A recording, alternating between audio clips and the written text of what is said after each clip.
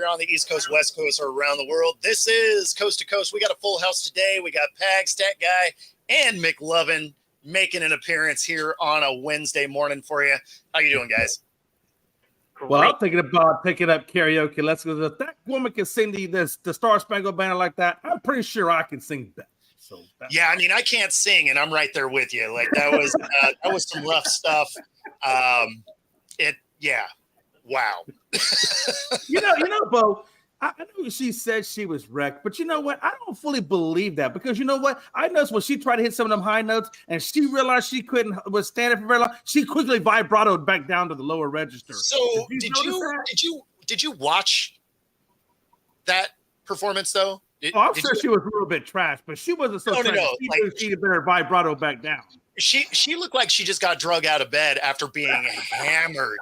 So he did. I mean, so I believe that she was wrecked, or if she's not, then her PR team was doing her a solid. Like, hey, come out and say you were really messed up and you're gonna go to rehab because wow. I mean, because think about it, it makes sense. Like somebody had to say, hey, look, man, you got to tell them you're a wreck because if they really know that you sing like this, we are screwed. So I think I was a little bit damaged, but I think she probably had a little bit in her. But I thought it was interesting how she quickly vibratoed back down when she knew she couldn't hit those high notes. But tell me, she had some sort of cognitive ability there. No, I think she's just getting ready to support her sponsorship of Auto-Tune. I mean, there's no way she sings that bad being a 4-time Grammy nominee. Like, there's no way that's what she normally sounds like. Like, I mean, maybe it is. I don't know. Maybe the bar for Grammys is way down, but I can't imagine that that's what that is. Yeah. I mean, she started terrible from the moment it started to the moment it ended. I just got to believe at some level in there, she might be a little bit better than what she performed at, but you can't tell me there's not some doctoring on some of those albums and stuff that she went through. Well, to be fair, when she appeared on screen, she looked a lot like the crazy cat lady from The Simpsons. Right? That's how wrecked she looked stepping in front of the mic. So, I mean, I don't know if I'm putting out my best performance if I'm showing up to the thing like that either.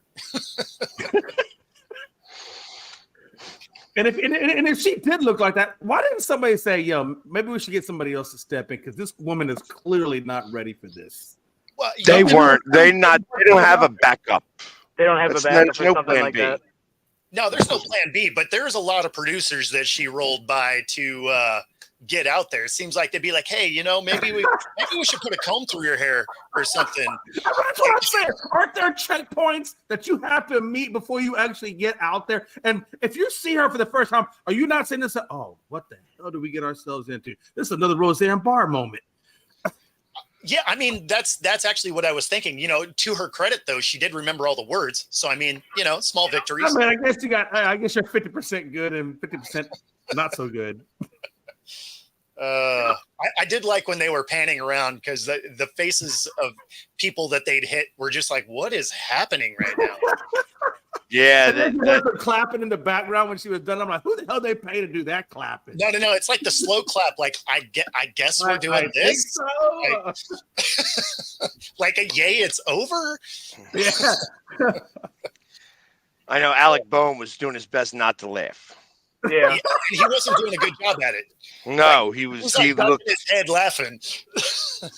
He's like, "This is real. This is real life." Oh yeah, like us on this show, and I would imagine you guys are better singers than I am because I cannot sing at all. But I feel like we could have done as a quartet better than what happened, and I legit cannot sing. And if we're not, we're smart enough to do some Milli Vanilli crap. I mean, don't they have something pre-recorded that she can just go out there and lip sync it and they just play that crap? I mean, come on. That tape would break. I don't know. I don't think it'd work out. Yeah, I know. I'm not. Cool, man. You're making a whole day out of that. I like it. Man, he's still in the pool. Man, how long has he been in the pool? Because I feel like he's been in there for a hot minute if we're still talking about it. Well, no. So she has been in there since my first show this morning, which is 6 a.m. Pacific time. Oh, wow. So, she's been there for 5 hours. I mean, you know, you're talking working on your 4th hour here. I'm a fan. I like it. Of course, my mom's stopping by to say hi to everybody. Does it all shrivel up when she's in the pool for that long? Does it all shrivel? I mean, 4 hours is a long time. It is a long time. I can't imagine it was in the water for Very 4 long. straight hours.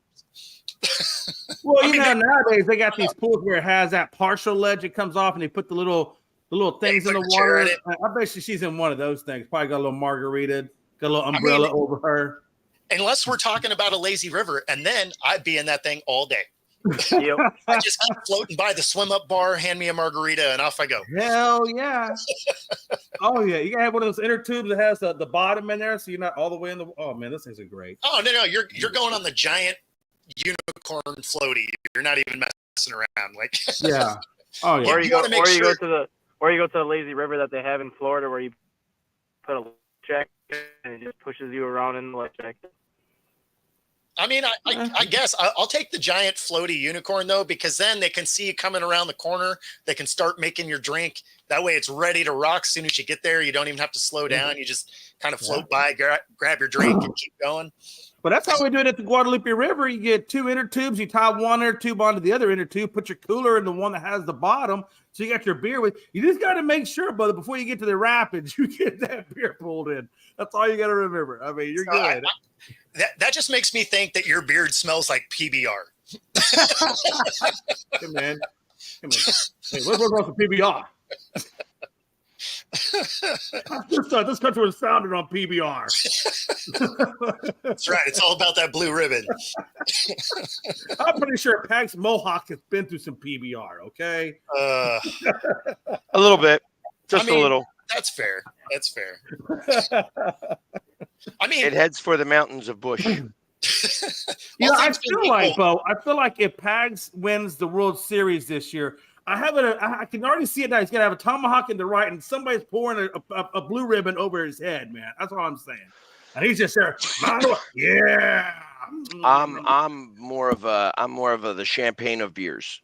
Oh, you're the champagne of beers? Oh, my bad. High Life. That's right. That's right. Well, now, the only thing PBR is actually pretty good for is making beer brats. It actually that's true. It does that well. True, if you were actually drinking a beer and that's what you had, it's because you're an alcoholic. Right. Yeah, well, that's true. And you know what? Actually, and I've always felt that Pabst Blue Ribbon tasted better skunked. Yeah. Interestingly enough, it's for some reason or another, it skunks differently than the other beers, and it would actually you could have it out in the heat for weeks, and then put it in the fridge, cool it down, drink it, and it's it tastes better than it when it beforehand. Hey, that was my first beer given to me by my grandpa. He always held the beer right here. How much are you drinking before that for that beer to taste good? Listen, that could be the first beer is what I'm getting at. There's You're no way. Cracking it. No way. Okay.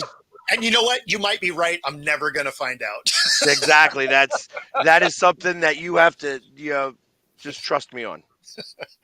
I am 20 years too old to even think about doing something like that. Like Genesee Cream Ale, remember that? I never had it.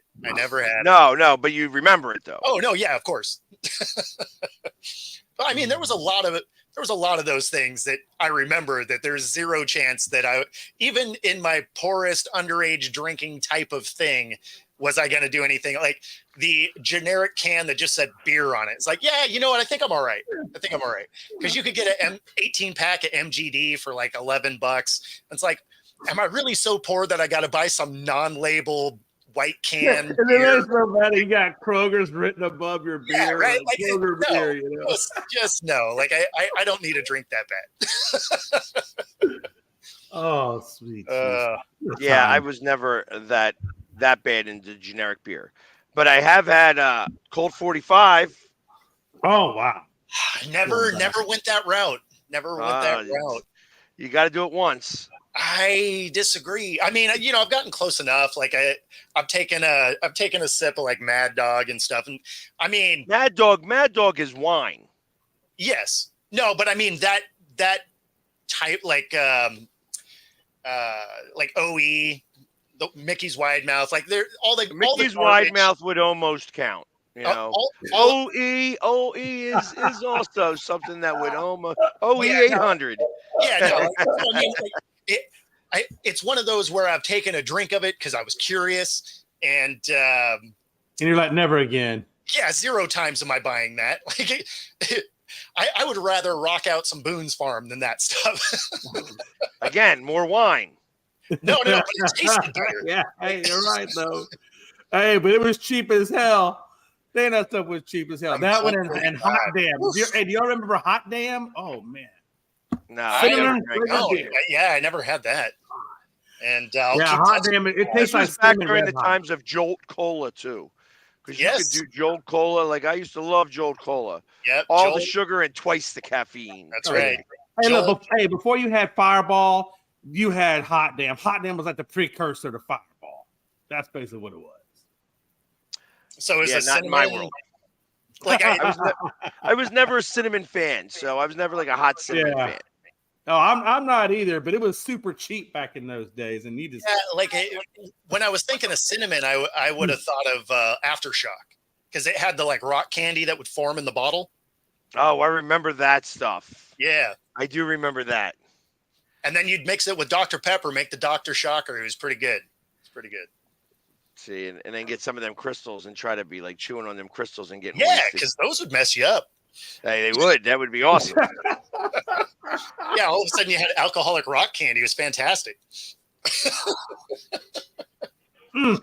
Only these things can you learn on this show. I'm just saying, if you want to figure out how to ruin your gut for a really cheap price, come here. We'll tell you.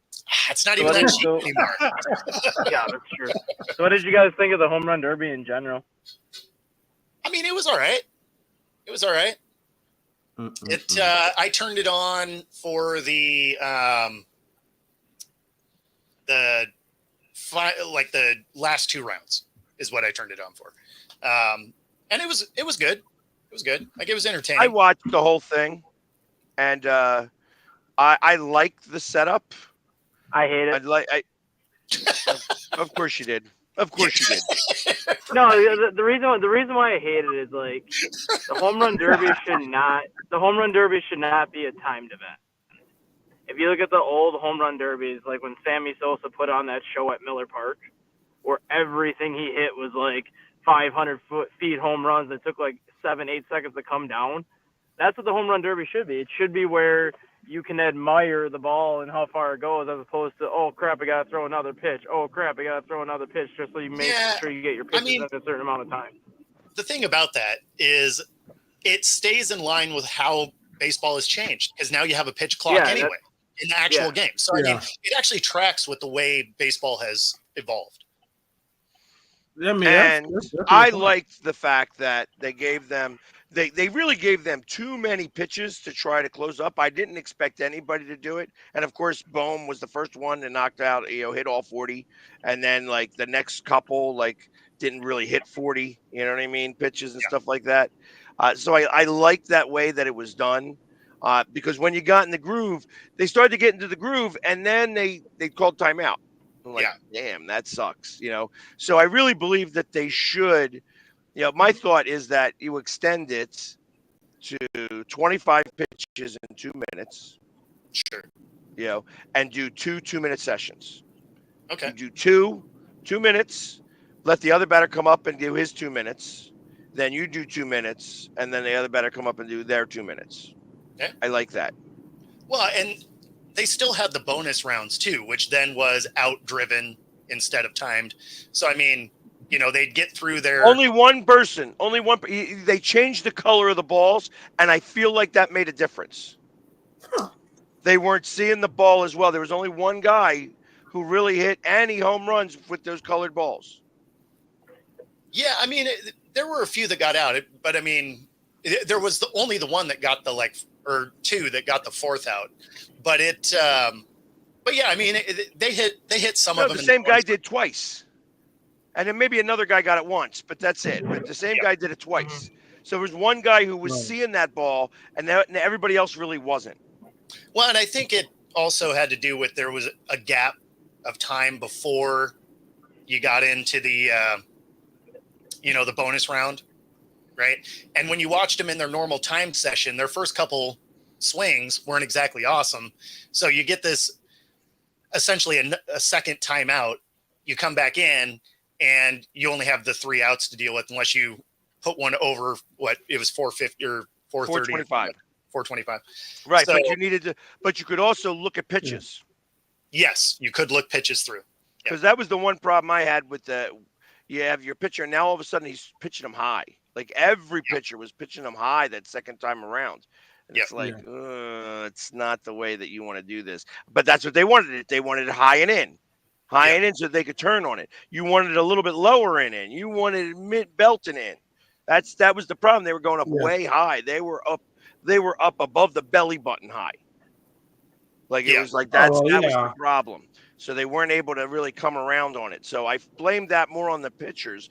But I got to imagine because all the pitchers were doing it made me believe that that's what the batters were looking for, kind of. You know what I mean? So my best power was up here.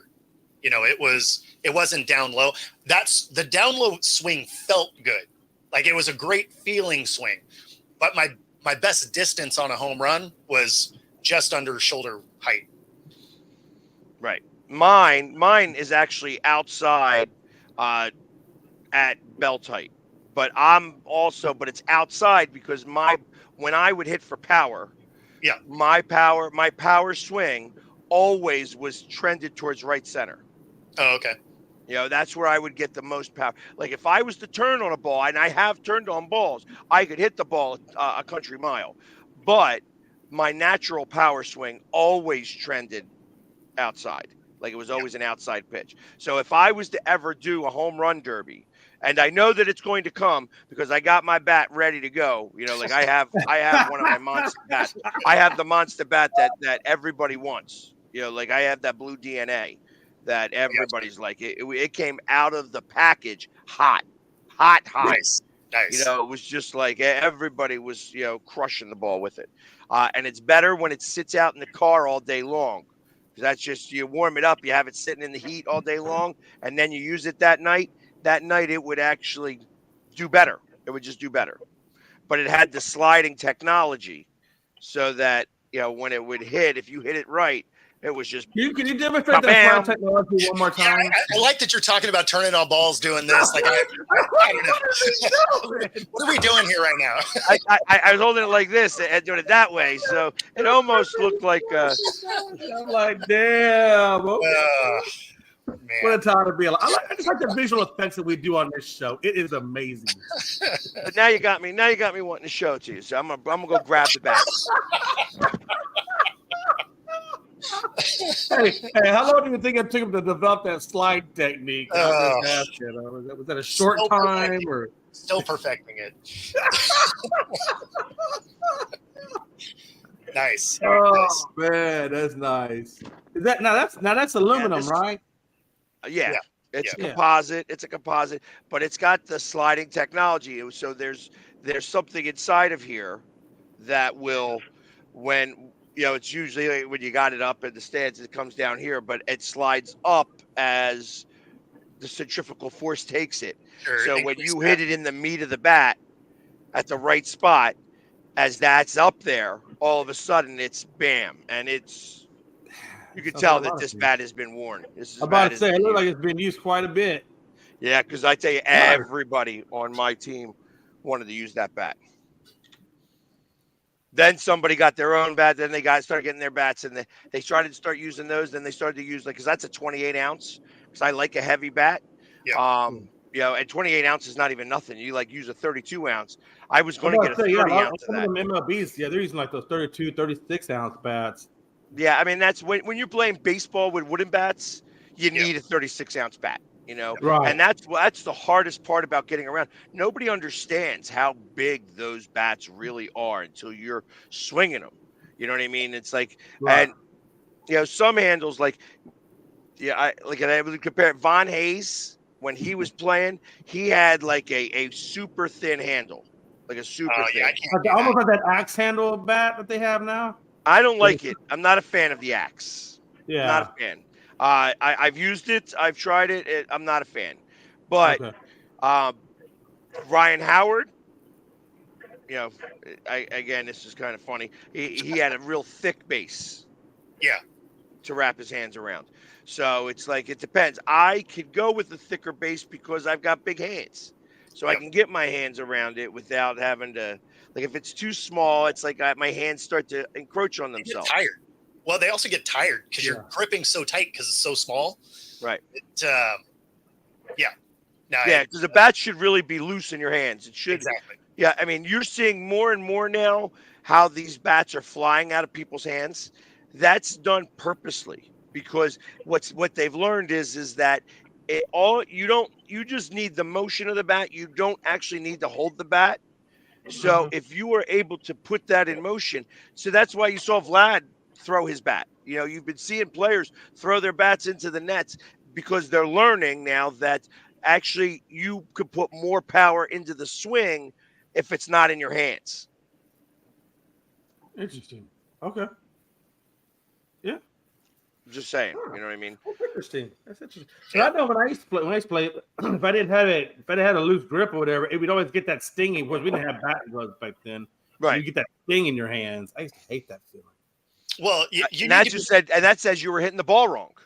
Yeah. You're getting the sting because you're topping it or you're bothering it out, or in most cases what you're doing is you're stopping to look. You're not looking at the ball. Yeah. You're looking at the bat. That's really what that taught you for the most part. That you had an eye on the ball and then you stopped looking at the ball. You started to look at the bat. That's what, at least that's what my coach would tell me all the time. Yeah. No. You're not wrong. Interesting. Okay. So I'm teaching Stat Guy how to be a batting coach. No. He's instead of having to throw at all these guys, maybe if you had your guys hit a little bit better. Well, it's just that my kid is hitting 467. Well, that's good. I mean, yeah. Yeah, in T-ball, that's amazing. He's not in T-ball. He's an overhand kid pitch. He's doing his job. Everybody else in the lineup is not doing their job right now. He is. I'm just busted chops. But he's been hitting third or fourth, and he'll drive one or two people in, and then he'll get the third base, and he'll be left standing there for 5 batters because nobody else behind him can do anything right now. Hey, you build your fundamentals of T-ball. There's nothing wrong with T-ball, Dustin. I mean, I never played because I was advanced, but my daughter's in T-ball. Oh, your daughter's in T-ball? Yeah, that's what's up. Right on. That's how you teach them good mechanics, though. You take advantage of that. Don't listen to Pags up there. Don't listen to that. My daughter doesn't want to be in T-ball. She wants to be in regular pitch now. Oh, she's ready for regular pitch. What's the next level? Is that the one we get the pitching machine? Is that the? That's for boys it's that, but now next year for my daughter it's coach pitch underhand for 2 years, and then they go to just regular kid pitch underhand. Oh wow! Hey, but I grew up and they didn't have that as T-ball. They didn't have that. They just threw you straight into Little League and man, off you went. It's weird. Glad that worked out for you. It worked out pretty good. I made All-Star a few times. I mean, I only played up to Little League, and then I got into football. Once I got into football, I didn't really play too much baseball after that. I love football, man. I hear you. That was my sport. So I wasn't good at basketball. Basketball wasn't really my thing. I was too small for basketball, but they say all you gotta do is hit the guy with the ball, and I love to hit people, so that was just my thing. Well, and that's exactly what Dustin does. Hit the guy with the ball. Just throw it right at him.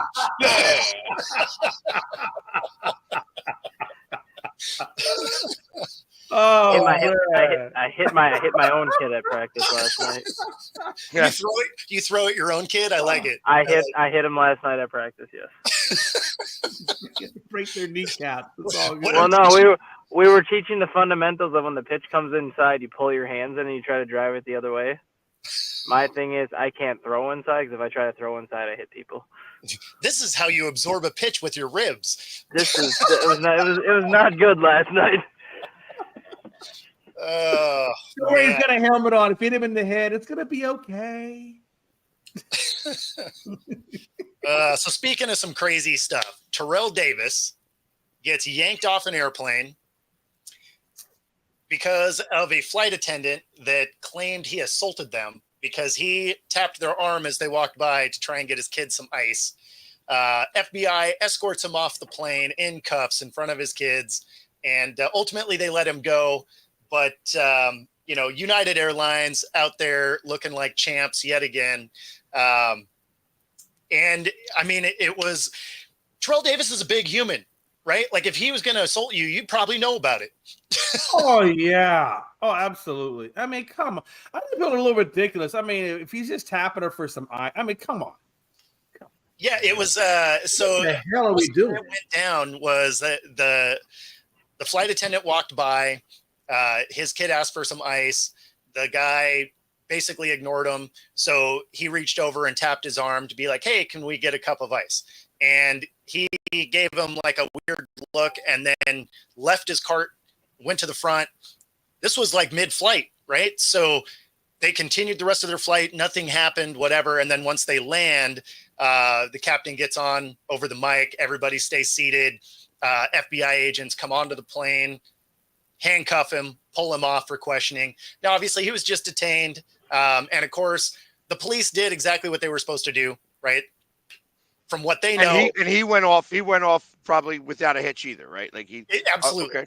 Yep. Yeah, absolutely. Oh, is this what's going on? I don't know what the hell's happening, but this is what's happening. Okay. That's exactly right. I'm going to do what's right here and just do what's right.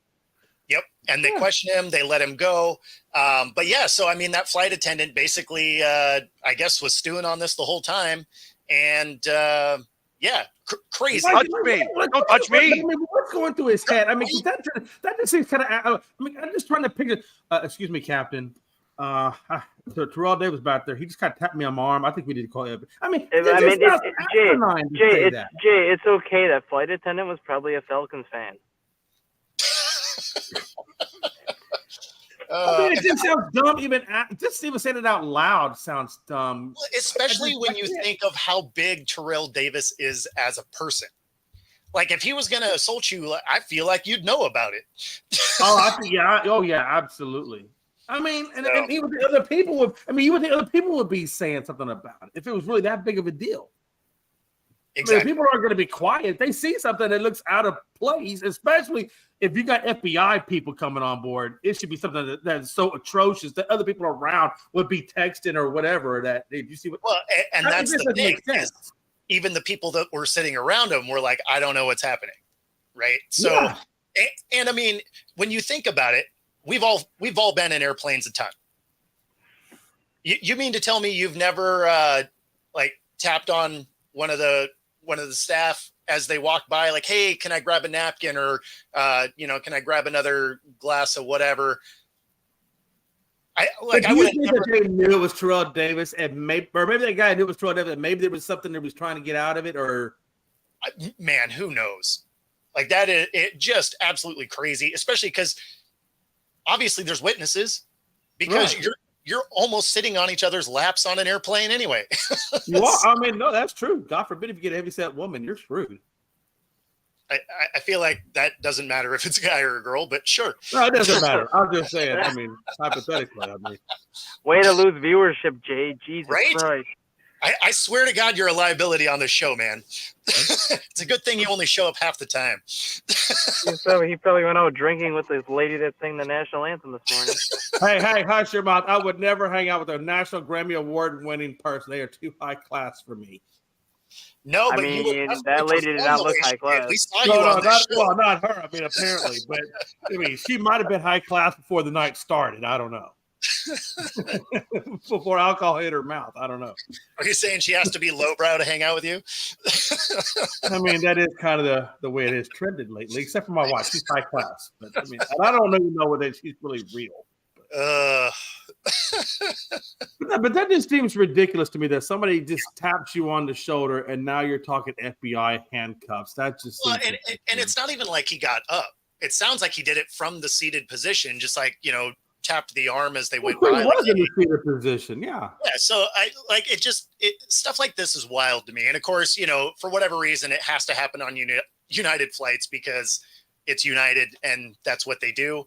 The only time you ever hear about that airline is when something dumb is happening. So, It took them like 3 or 4 days for them to finally apologize, and I guess that flight attendant is on they're suspended or administrative leave or whatever airlines call it. But No fly zone. yeah, pretty much. So who knows? I think they just said he was suspended, but something like that, I feel like you should probably get fired for.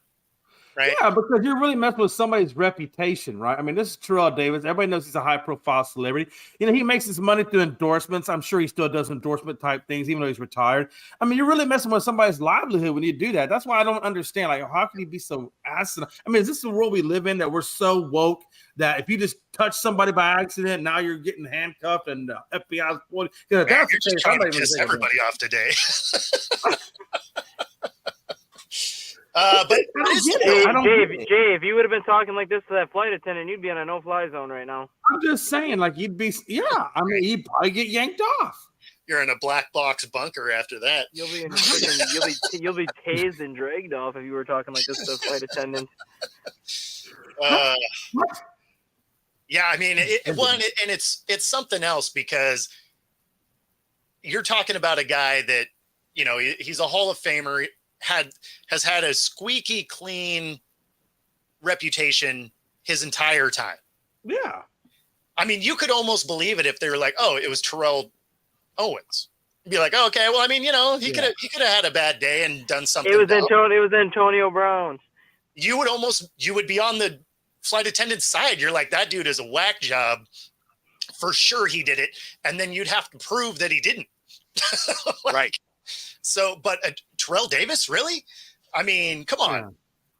Yeah. And let's be honest, and it is a bad thing when your kids are watching you get handcuffed. I mean, that's traumatic. That's a trauma-inducing thing for a kid. And that's exactly the thing. Is he said it was traumatizing getting, you know, not arrested, right? You were detained, but still, you're thrown in cuffs. Your family doesn't know what's going on. You don't know what's the act of it, right? It's all of that. I mean, you're in front of people, you're in front of your kids. I mean, yeah, and that's why I say the police did what they were supposed to do, right? Because all the information they have is there was an assault on the airplane.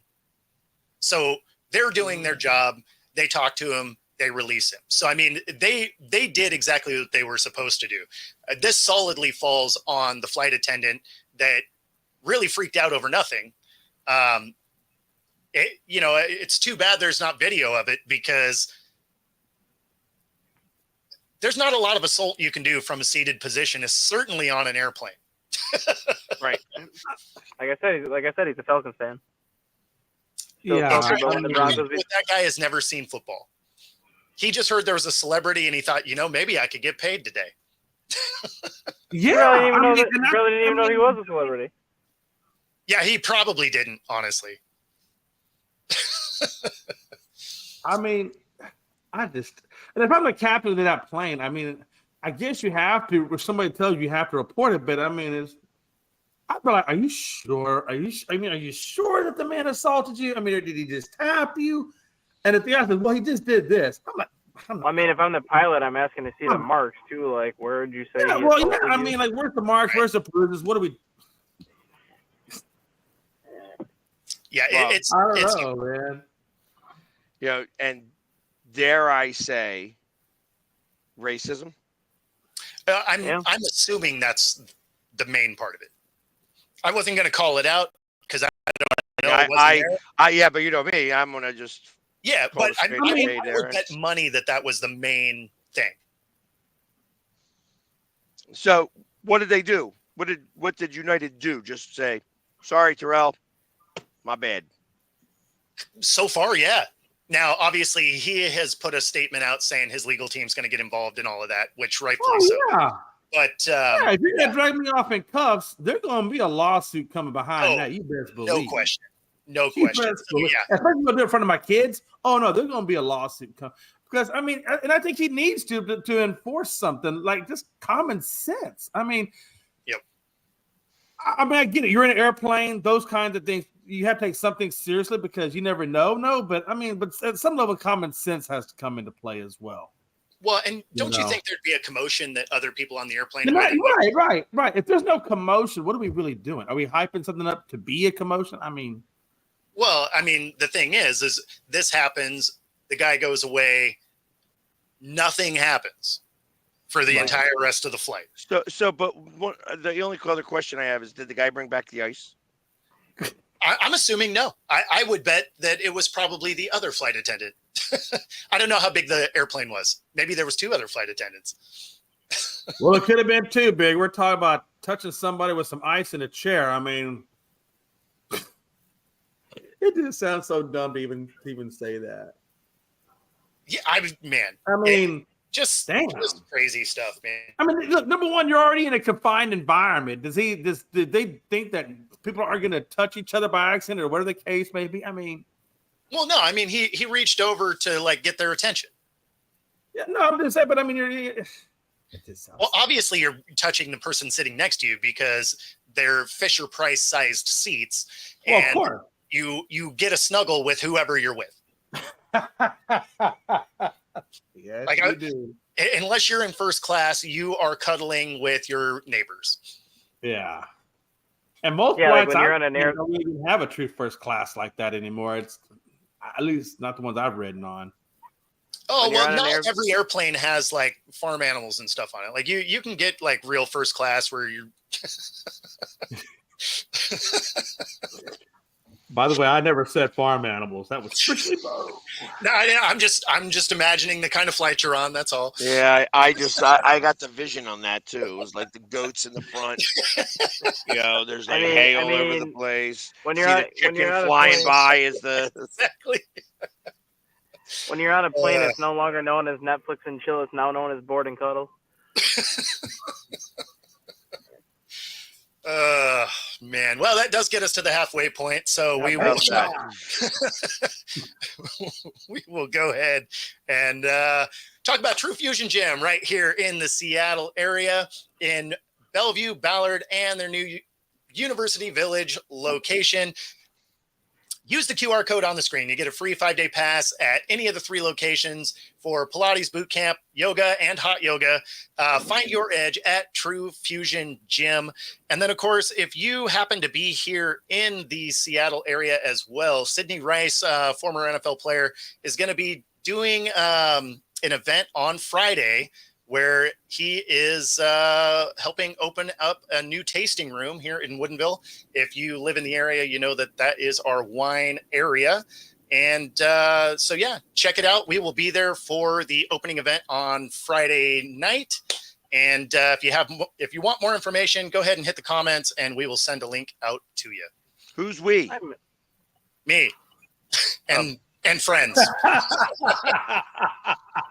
Well, I thought that was an appropriate question there because I know I wasn't going to be there. I am going to be in Pittsburgh this Friday, attending the Phillies versus the Pittsburgh Pirates, and at I guess whatever it is. It's not Three Rivers Park. It's more PNC Park. PNC Park.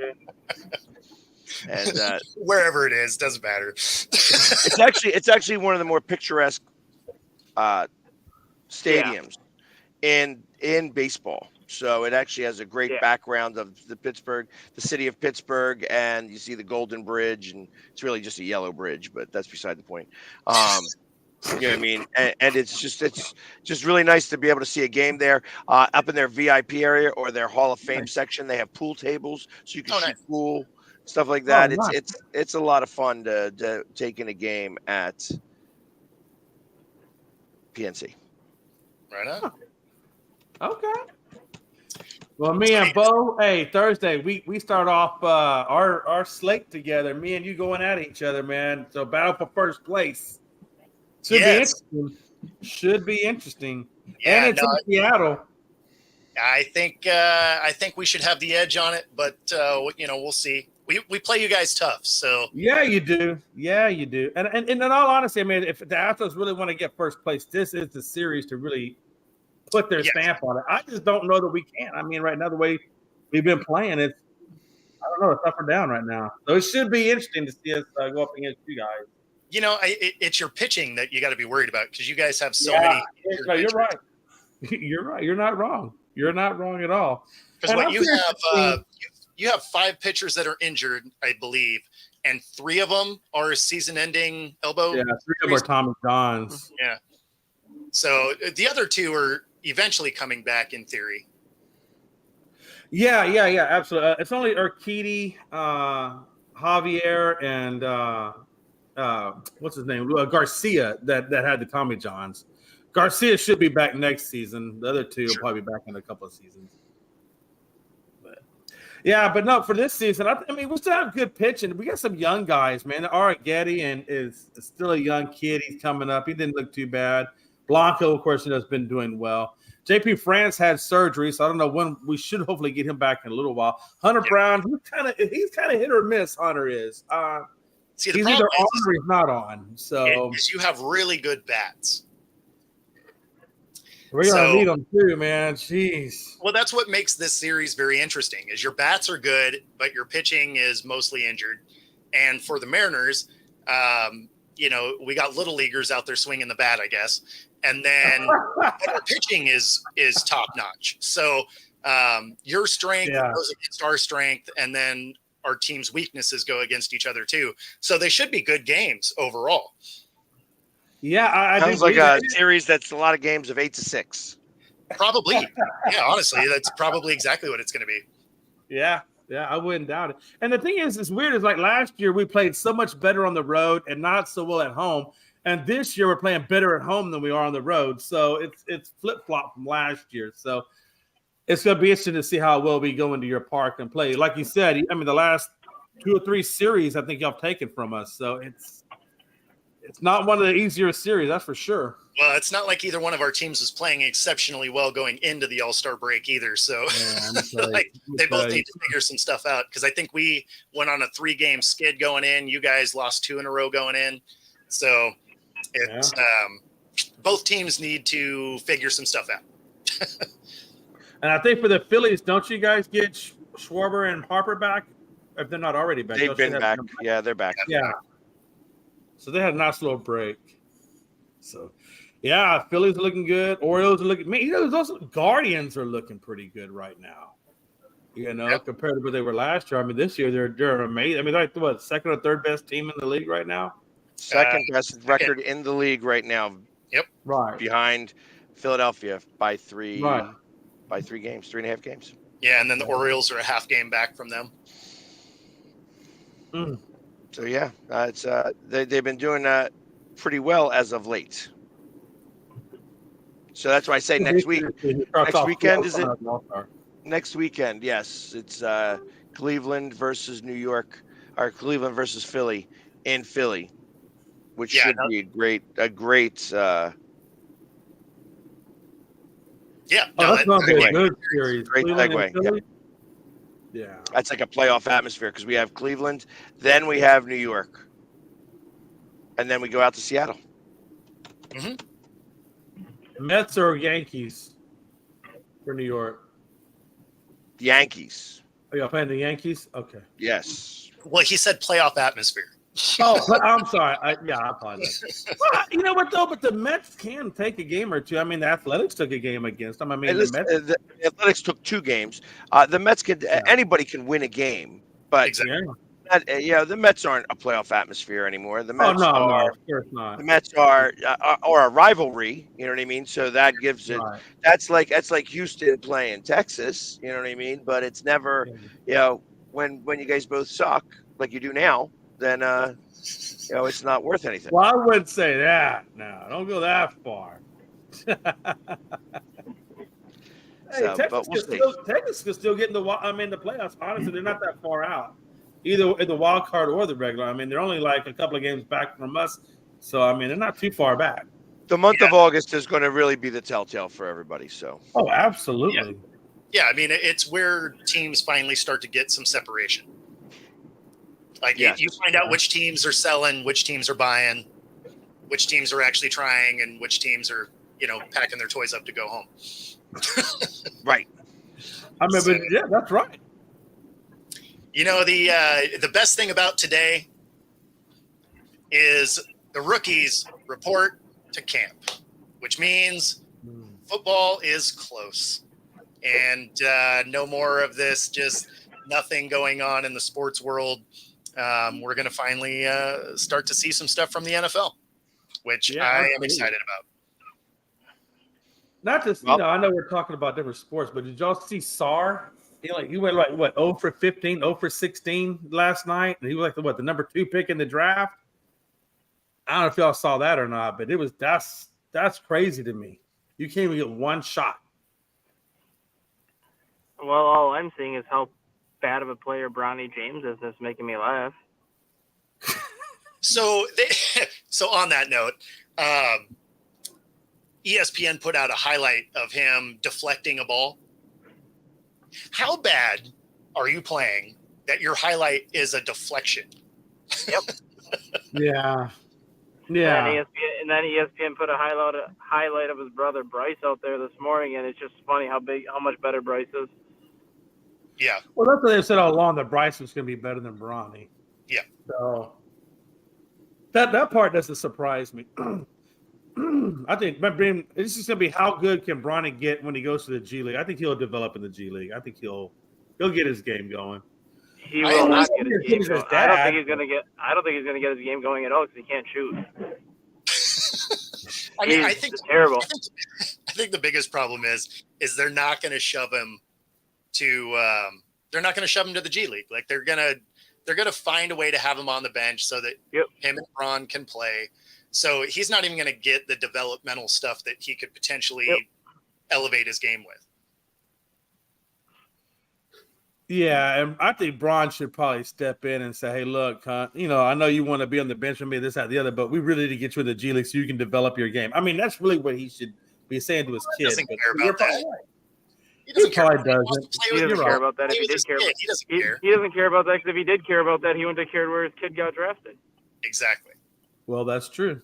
I mean, regardless of if he really wanted to play with regardless of where his kid would have got drafted, he would have still had a chance to play with his son in a year or two because whenever he would have faced the team that his son went to, he would have got to play against them. But obviously, he didn't care about his son's development because he had to beg and plead for the Lakers to freaking take him at 55. Yeah, like I said before, the part that I don't like about it is, getting signed at 55, sure, whatever. It doesn't matter. That's generally a player that doesn't pan out anyway. Right. But the fact that they gave him a 3-year contract, which is not something that generally happens at the 55th pick, is interesting. So he's on this team for 3 years, or at least they're paying him for 3 years. So I think that was the thing that was kind of the head scratcher about it. It's like, if it's the 55th pick, you're like, sure, we'll take a flyer on him. We'll hope for the best, whatever. But for him to get an actual contract at that spot, that was a surprise. I mean, not really a surprise, for me but too. Yeah. I mean, I get, like you said, taking them at the 55th pick. They're smart on the Lakers end because it's good for them for money-wise, right? Advertisement and things like merchandising and all that. I get all that. But like you said, give them the length of the contract, the amount. Now that you're right, that was kind of a stretch. I mean, they could have put him down in the G League, let him develop, and then brought him up that way, But like you said, to your credit, Bron wasn't going to stand for that. He wanted his son there.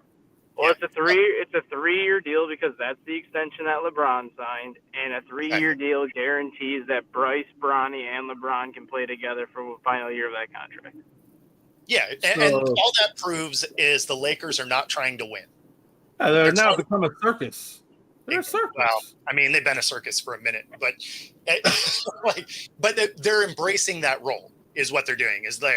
They are embracing we're going to have the whole James family playing together. We don't care about wins. We just want to have people in the stands because it's a feel-good moment. Yeah, until you're getting your ass kicked every other game, and then how long does that feel-good moment last? Well, at the end of that 3rd year, I think. This is basically the Ball brothers all over again. Yeah. Except for obviously LeVar Ball didn't play, but this is basically the Ball brothers all over again, where they were trying to get all 3 Ball brothers on the same team. You had Lonzo, who was the first one, and then you had LaAngelo, who was the worst of the 3 Ball brothers, and I don't even know if he even plays anymore. And then obviously LaMelo turned out to be the best one. Same situation here. Bronny is terrible compared to Bryce. Yeah. So, I mean, if that's your goal is to have them play together in 3 years, that's fine. But Ronnie's probably not going to be around after year 3. Bryce will. Yeah. I mean, unless Braun takes on Adonis Haslam like the Miami Heat role, where you just sit on the bench and you're just there for moral support or whatever, and you just ride the bench the whole time. I mean, well, I think that's what Bronny's going to be doing. Is he's going to be that 8th guy that gets 5 minutes a game, but he's technically playing.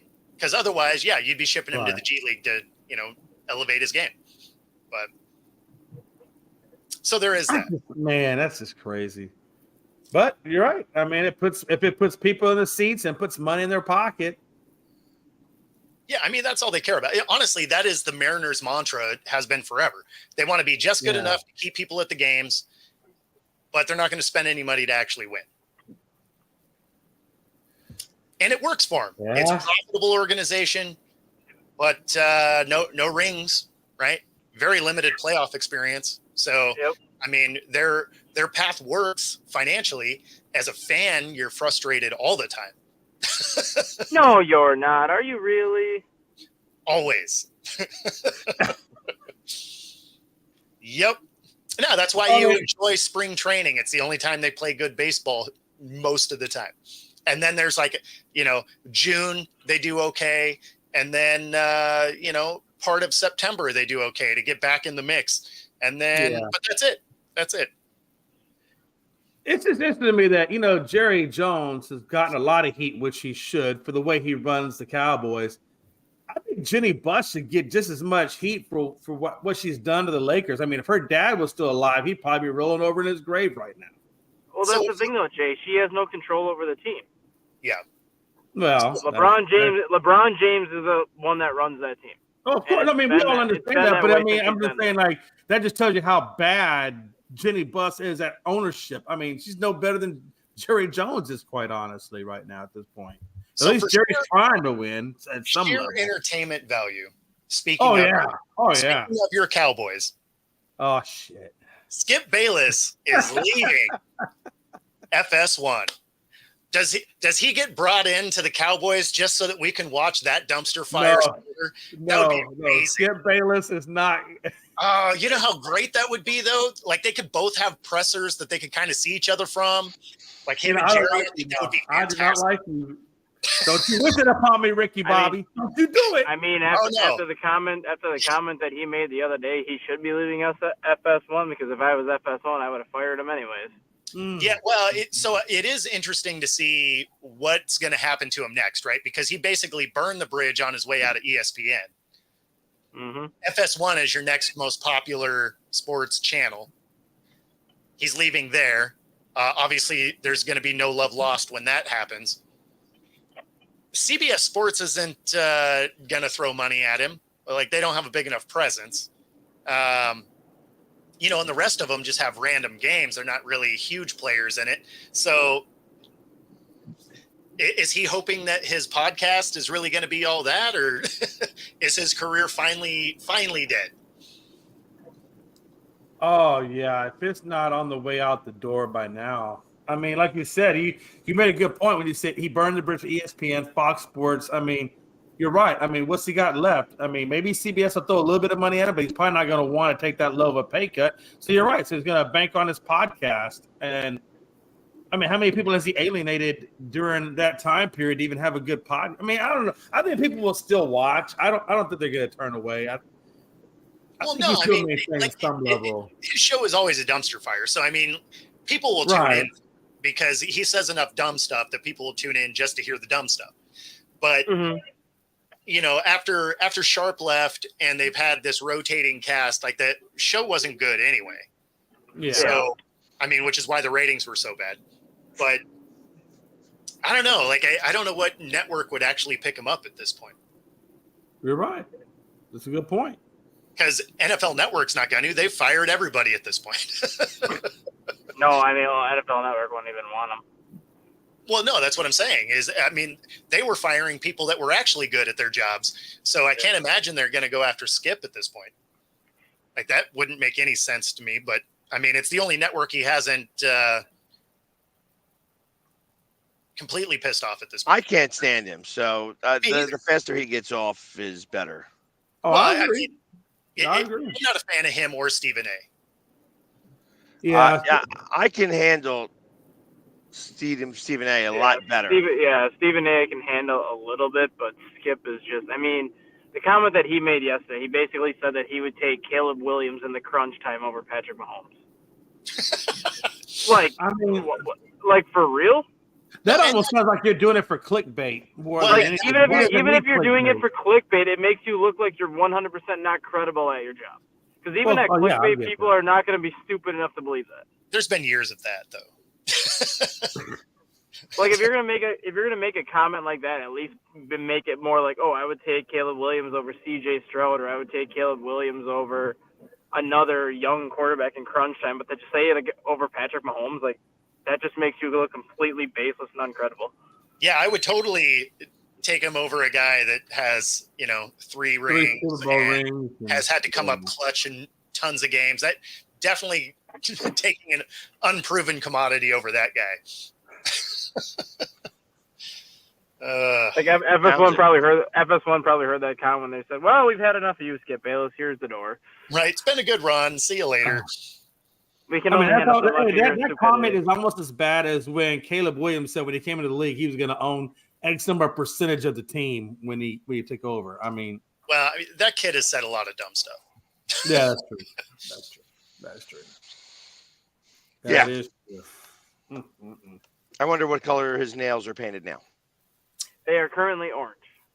Oh, sweet Jesus. The fact that you even know that stat guy scares me. That worries me. The only reason why I know that is because I cover the Bears for my job. That's literally the only reason why I know. Okay. I was going to say, because you had that on tap. Like, you were right there. I feel like Stat Guy was over there painting his nails for him. So I was going to say, like, same nail salon. Yeah, that's the only reason I know that, and he's already made the comment that for every home game, his nails are going to be orange. For every road game, they're going to be navy blue. Good for him. What, he's not going to do a highlight nail? Is he even trying? There's only so much you can handle, man. We're talking about supposed to be one of the toughest sports in America, and we're painting our freaking fingernails. I mean, I'm okay when catchers do it. I'm okay when catchers do it in baseball because obviously it helps like the pitcher see sometimes because there are certain catchers that do paint their nails. Yeah, but they used to paint them with white out.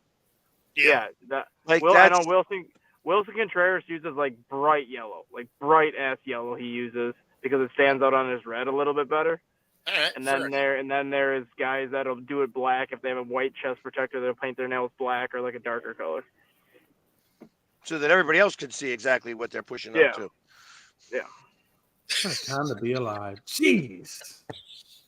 Why do you only paint the nails now that we have PitchCom? I'm telling you, I mean, for the most part, I mean, they really look at the nails that much anymore. A lot of when it comes to like Wilson Contreras, and I think the other one that paints his nails, I think, is Adley Rutschman, if I remember correctly. It's not for the PitchCom; it's to throw the opposition off. Because the catcher's still using the PitchCom to call the pitch. But if you have a catcher that's still using hand signals, if the team really wants to try to zero in on the hand signals, they mean absolutely nothing. So you can actually kind of give your hand away. Like if a catcher's doing, we'll just say he's doing the curveball, singing with his fingers, and then the guy runs right away. From now on, you know when you're going to run. Hey, you want to run? and getting their mani-pedis is how we're going to wrap up the show today. Thanks for tuning in. If you are watching on YouTube, be sure to like and subscribe. Helps us bring our content to you. If you're watching on Roku, stay tuned for the next hour. Other than that, see y'all tomorrow. Ciao.